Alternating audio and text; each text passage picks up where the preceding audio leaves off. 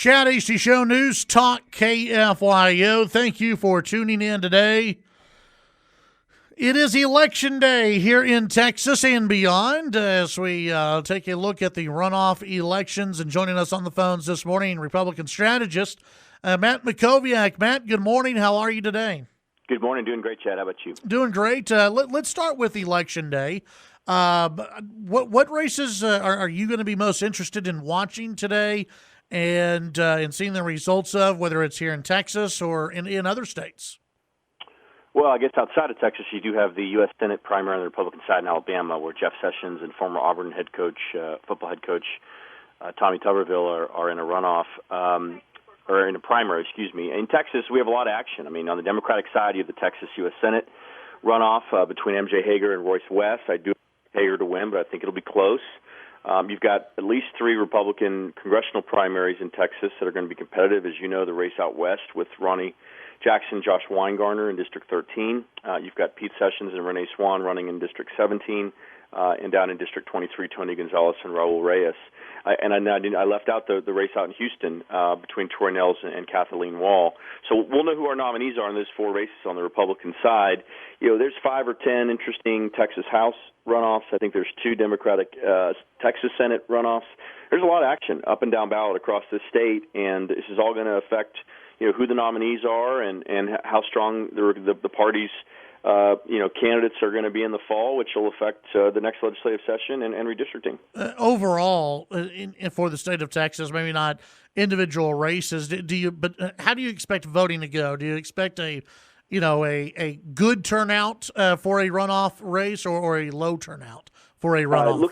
It looks low. Runoffs are always a very small percentage of the overall primary vote. But in this case with coronavirus, with the fact that the voting locations have changed, I know in our area in Austin, grocery stores are not an option. I do think turnout's going to be low. Normally on Election Day you have pretty high turnout, and just in the first couple hours, from what I'm hearing anecdotally in Austin and a couple other cities, it sounds low. So, yeah, I do think it's lower. Look, primary runoffs, attract a kind of a more activist type of voter. Yeah. People generally don't even vote in primaries, let alone vote in primary runoffs. So I do expect turnout to be down, but I don't think that predicts anything for the fall. Yeah. The GOP convention here in the state of Texas officially now will be a virtual convention. Matt, is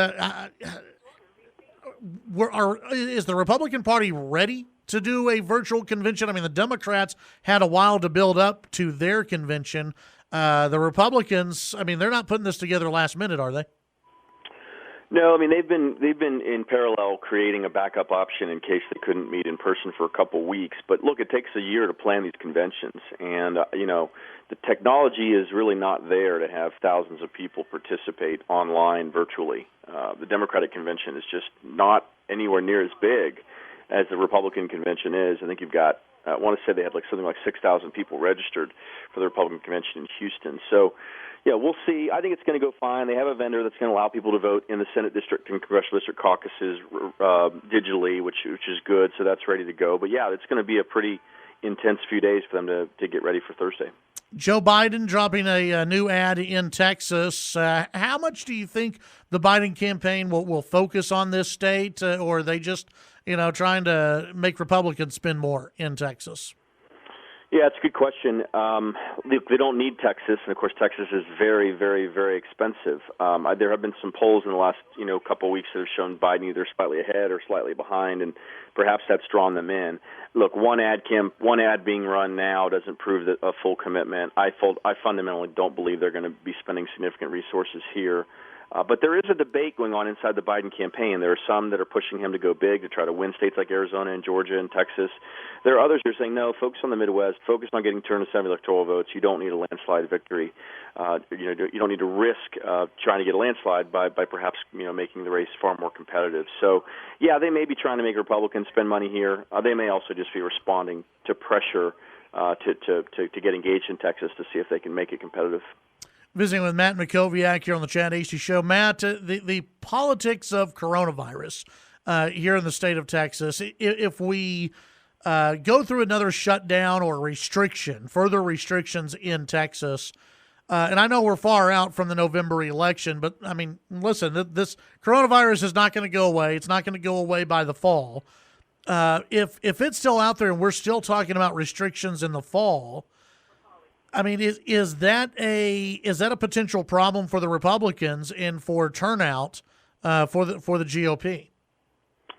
Yeah, look, my concern on that is much less about whether, quote unquote Republicans are energized, and more about not just the public health consequences, but also just how it's affecting people financially.